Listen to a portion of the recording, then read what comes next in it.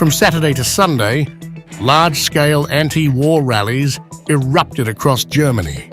Citizens voiced their opposition to the government's military involvement in the Russia-Ukraine conflict. Demonstrators called for a peaceful solution, criticizing the government's continued support for Ukraine through arms supplies. It's really a shame what they are doing with their weapons deliveries to Ukraine to put more fire in oil in the fire. Germany's weakened economy and rising inflation, exacerbated by the conflict, have deepened public dissatisfaction.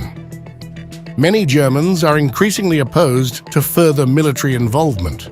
Hundreds of protesters gathered in downtown Düsseldorf, North Rhine-Westphalia's capital, waving anti-war banners and chanting for peace.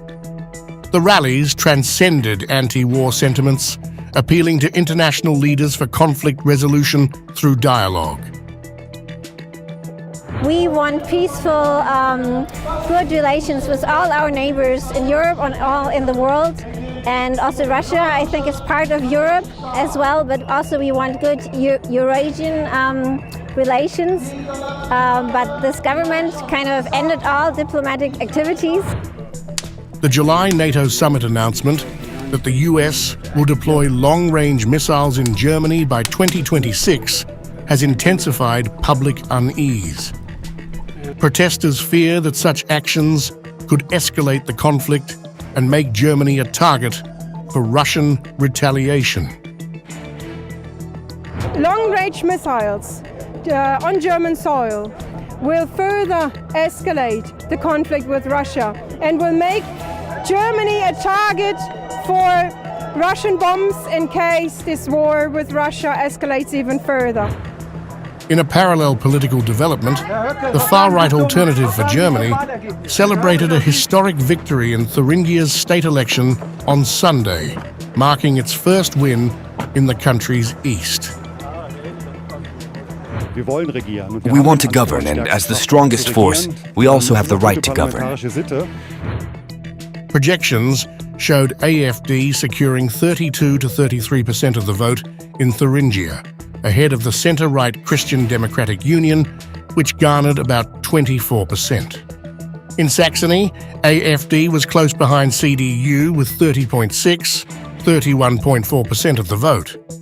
Additionally, the newly formed Sarah-Wagenknecht alliance made a significant impact, securing up to 16% of the vote in Thuringia and 12% in Saxony. Despite other parties' refusal to form coalitions with AfD, the party's strength complicates the formation of new state governments, potentially forcing unconventional coalitions. The majority of people in Thuringia do not want business as usual. They want political change, and political change will not be possible against the strongest force in Thuringia. And I am curious to see how the old parties will then try to somehow form a losing coalition. That will be exciting.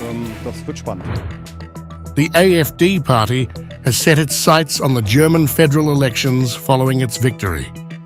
AfD co-leaders have called for Chancellor Olaf Scholz's government to resign.